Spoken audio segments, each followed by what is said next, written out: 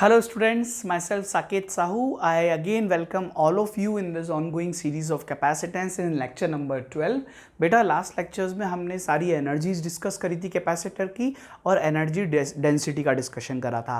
और एक बहुत इंपॉर्टेंट नोट मैंने आपको बताया था कि जो एनर्जी डेंसिटी होती है वो electric field half epsilon not E square होती है। हमने निकाला उसको किसी कंडक्टर के लिए था, पर मैंने आपको ये बताया था कि वो दुनिया में जहाँ भी इलेक्ट्रिक फील्ड स्टोर्ड होती है उसमें भी वो इलेक्ट्रिक फील्ड डेंसिटी का एप्लीकेशन हो जाता है। तो this is a very very important concept और इस कॉन्सेप्ट को यूज़ करके बड़े अच्छे और ट्रिकी क्वेश्चंस बनाए जा सकते हैं। तो एक बेसिक सा क्वेश्चन हम डिस्कस करने वाले हैं इस लेक्चर में इन एनर्जी डेंसिटी एप्लीकेशन। आपसे क्या बोला गया है कि एक स्फीयर है, इस स्फीयर की पे चार्ज स्टोर करा गया है और आपको इस स्फीयर की जो इलेक्ट्रिक फील्ड है उसके अंदर जो एनर्जी है, इलेक्ट्रिक फील्ड एनर्जी जो हमें पता है कैसे आती, कैसे पता समझते हैं हम कि एक चार्ज रखेंगे वो मूवमेंट करेगा तो एनर्जी है, तो वो एनर्जी हमें पता करनी है कि कैसे निकालेंगे वो एनर्जी। तो बेटा मैं आपको थोड़ा सा दो तरीक़ों से समझा दूंगा। एक तो डायरेक्ट फॉर्मूला अप्रोच भी है और हम इसको एक डेरिवेटिव अप्रोच से भी कर सकते हैं।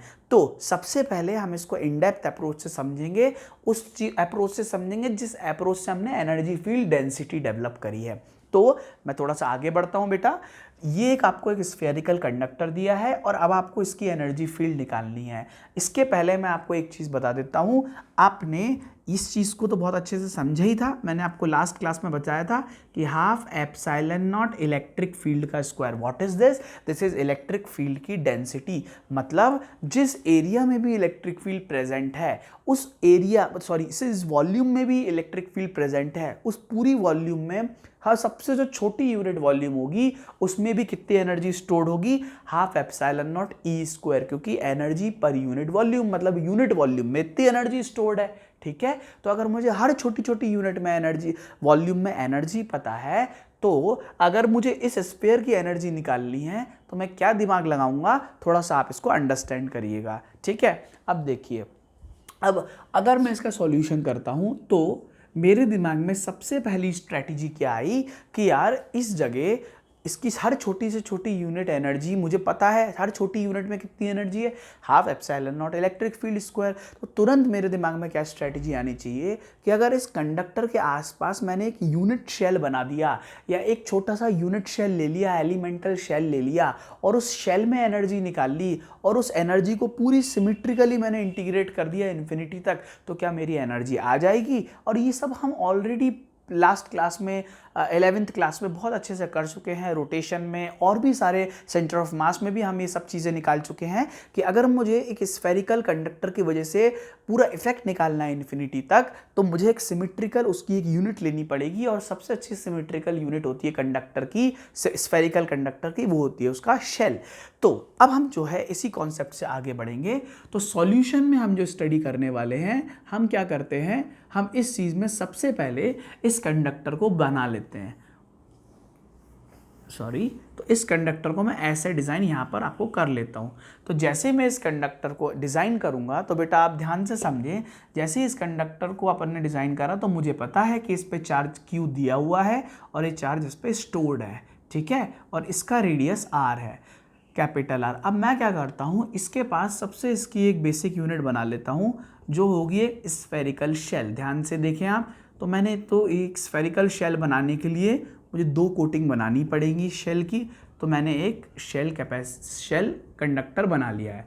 अब मैं क्या बोलना चाह रहा हूँ बेटा, ये जो वॉल्यूम बनी है, ध्यान से देख रहे हैं आप, ये जो वॉल्यूम और ये जो वॉल्यूम बनी है, इस वॉल्यूम के अंदर अगर मैंने एनर्जी निकाल ली इस कंडक्टर की वजह से, इस वॉल्यूम में स्टोर्ड एनर्जी अगर मैंने निकाल ली तो मैं इस एनर्जी को इंटीग्रेट कर दूंगा पूरी इन्फिनिटी तक, तो इस कंडक्टर की वजह से सारी एनर्जी आ जाएगी हमारे पास में। Very good. तो अब हमने जो कंडक्टर माना है बेसिकली सेंटर से x डिस्टेंस दूर माना है। ध्यान दें मैं आपको क्या बोल रहा हूँ, मैंने इनर शेल तक x माना है और x यहाँ से लेके यहाँ तक जो इसकी थिकनेस आप देख पा रहे होंगे, ये जो थिकनेस मैंने मानी है ये मैंने dx थिकनेस मानी है। ध्यान देना, मैंने एक सेंटर से इस कंडक्टर के x डिस्टेंस पे जाके एक शेल बनाया और dx थिकनेस का शेल बनाया। क्यों बनाया? क्योंकि मुझे वॉल्यूम चाहिए, क्योंकि मुझे पर यूनिट वॉल्यूम की एनर्जी पता है। बात आपको समझ में आ रही है? तो मैं क्या करूँगा, मुझे अगर हर छोटी छोटी यूनिट में पता है एनर्जी कितनी है, तो इतनी बड़ी यूनिट में कितनी एनर्जी होगी पता चल जाएगा। और एक बार इसकी एनर्जी पता चल गई तो वो वेरिएबल एनर्जी आएगी, क्योंकि इस जगह इलेक्ट्रिक फील्ड वेरिएबल रहेगी जो एक्स पे निर्भर करेगी इस कंडक्टर की वजह से, ठीक है। तो इलेक्ट्रिक फील्ड जब इसमें रखेंगे तो वेरिएबल इलेक्ट्रिक फील्ड आएगी, तो उसको हम इजीली इंटीग्रेट कर पाएंगे। यहां से शेल को स्टार्ट करेंगे और इन्फिनिटी तक ले जाएंगे। बात आपको समझ में आ रही है? तो अब हम बात करते हैं बेसिकली एक छोटी सी एनर्जी। तो मैं बात करता हूं एनर्जी इन द शेल। तो एलिमेंटल एनर्जी की बात कर लेते हैं हम। Elemental energy. तो इस एनर्जी की जब मैं बात करूंगा तो मैं सामने क्या रखूंगा अपने, मुझे पता है ये जो इस एनर्जी को मैं डी बोल देता हूं, वो डी हो जाएगा एनर्जी डेंसिटी मल्टीप्लाइड बाय ये वॉल्यूम, इजंट इट। तो बेटा एनर्जी डेंसिटी मैं इसको ई डी लिख देता हूं, E D multiplied by 4 pi x square into d x. देखें पहले आप इस बात को अच्छे से अंडरस्टैंड करें। मैंने क्या करा कि छोटी सी यूनिट वॉल्यूम में जितनी एनर्जी स्टोर थी वो एनर्जी पर यूनिट वॉल्यूम हो गई, एनर्जी डेंसिटी हो गई। ई डी मतलब एनर्जी डेंसिटी, और उसको उतनी वॉल्यूम से मल्टीप्लाई कर दिया 4 pi x square d x. कैसे निकाली ये वॉल्यूम? भाई देखो ना, ये स्फेरिकल शेल की वॉल्यूम जो हो जाएगी, कर्व सरफेस एरिया हो जाएगा इसका 4 पाई एक्स स्क्वायर, उसको थिकनेस से मल्टीप्लाई कर दूंगा एरिया इंटू हाइट, तो आपकी वॉल्यूम आ जाएगी। आई होप आपने डेरिवेशंस पहले करे होंगे तो इसकी आपको बहुत अच्छे से नॉलेज होगी। नेक्स्ट, अब हम थोड़ा सा और आगे बढ़ते हैं बेटा, अब हम थोड़ा सा और आगे बढ़ते हैं। तो इस चीज़ को अगर हम छोटी सी एनर्जी है तो पहले इसको लिख लेते हैं। तो डी यू की वैल्यू हो जाएगी half epsilon naught electric field का square multiplied by 4 pi x square d x, isn't it. तो इलेक्ट्रिक फील्ड, बेटा इलेक्ट्रिक फील्ड मैं कहाँ की लिखूंगा? इलेक्ट्रिक फील्ड तो इस कंडक्टर की वजह से पूरे एरिया में वेरिएबल है, पूरी वॉल्यूम में, तो मैं लिखूंगा इस पॉइंट की इलेक्ट्रिक फील्ड, क्योंकि जिस पॉइंट पे मुझे एनर्जी निकालनी है, क्योंकि उसी पॉइंट की तो मैं एनर्जी डेंसिटी लिख रहा हूँ। तो इस जगह की जो इलेक्ट्रिक फील्ड रहेगी वो रहेगी के क्यू बाय एक्स स्क्वायर। हमें सबको पता है ये बात, ठीक है। तो ये इस चीज़ को हम लिख लेते हैं, छोटी सी energy will be equal to half epsilon naught के क्यू बाय एक्स स्क्वायर का whole square 4 pi x square into d x. बात समझ में आई आपको? अब देखिए इसको थोड़ा सा और रिजॉल्व कर लेते हैं हम। डी यू बराबर हाफ एप्सिलॉन नॉट, के को 1/4 पाई एप्सिलॉन नॉट लिख सकता हूँ, तो मैं डायरेक्टली इसको लिख लेता हूँ q square 4 pi epsilon naught को 16 pi square epsilon naught square और x square multiplied by 4 pi x square into d x. एक और बात मिस्टेक कर दी, यहाँ पर एक्स की पावर 4 आएगा क्योंकि स्क्वायर 4 हो जाएगा। बात आपको समझ में आई, आई होप। तो अब हम कैंसिल कर देते हैं, ये चीज़ चली जाएगी, ये चीज़ चली जाएगी, 2 1 = 2, 2 2 = 4, 2 1 = 2, 2 8 = 16, एक्स स्क्वायर ये कट जाएगा तो स्क्वायर बचेगा। बात आपको समझ में आई? मैं यहाँ पर स्क्वायर लिख देता हूँ, ये कट के स्क्वायर बचेगा, ठीक है। अब देखते हैं, तो डी यू की जो वैल्यू हो गई वो आ जाएगी Q square divide by 8 pi square epsilon not. अच्छा एक और बात है, पाई से पाई भी चला जाएगा, ठीक है।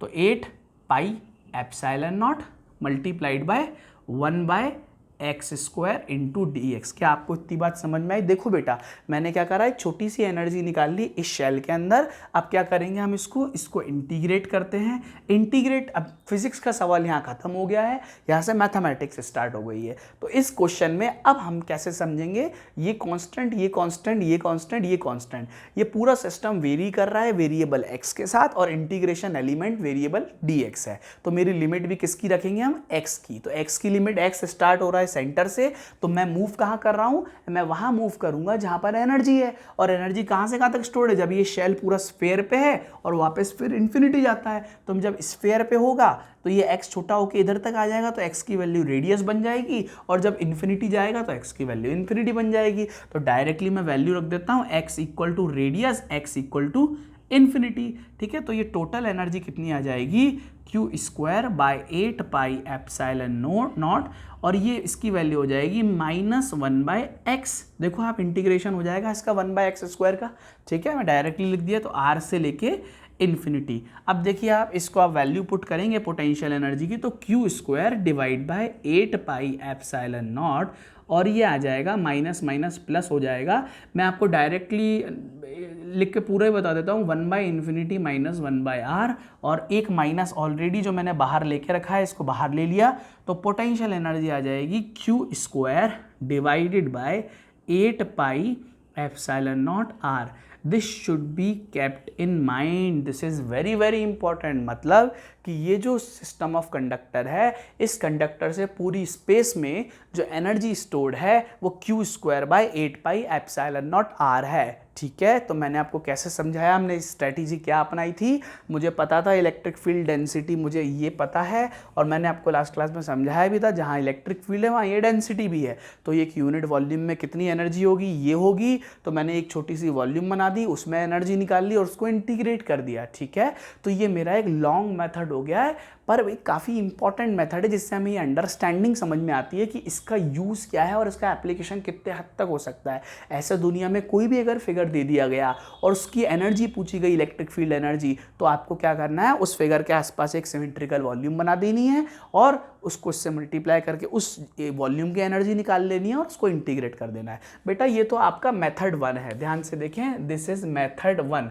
आप इसको मेथड 2 से भी ईजिली कर सकते हैं अगर आपको थोड़ा सा भी ध्यान हो तो मेथड 2 हम इसको यहाँ पर कर देते हैं, बस शॉर्ट मेथड है, इसको एक लाइन में भी करा जा सकता है। मुझे ये बात पता है, आपको ध्यान है कि मैंने किसी भी कंडक्टर की जो एनर्जी निकाली थी वो क्या निकाली थी बेटा, देखो ये जो कंडक्टर है, अगर ये कंडक्टर स्फेरिकल है तो ये कंडक्टर क्यों चार्ज लिया हुआ है, तो मुझे तो पता है इस दुनिया में कोई भी कंडक्टर कितनी एनर्जी स्टोर करता है, हाफ CV² या Q² बाय 2C।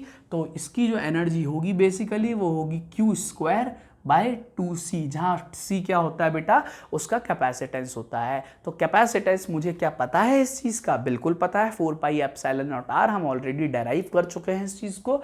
तो इस चीज़ का कंडक्टर में R है, तो हम इसको लिख लेंगे Q² बाय 2 4πε0 इंटू रेडियस। ध्यान दें, ये एनर्जी आ गई आपकी directly Q² by 8πε0 into R। This is the concept.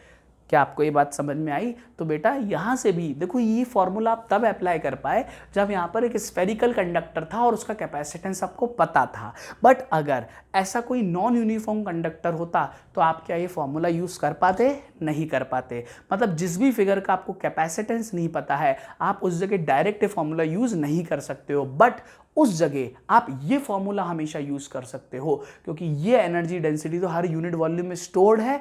और अगर आपको छोटी सी वॉल्यूम आपने एज्यूम कर ली किसी तरह से भी और आप उसको इंटीग्रेट कर सकते हैं, तो आप इजीली इस मेथड के ज़रिए आप इसका इस्तेमाल कर सकते हैं। दोस्तों ये काफ़ी इंपॉर्टेंट अप्रोच है, आपको इसको बहुत अच्छी तरह से नोटिस कर लेनी चाहिए। Thank you so much.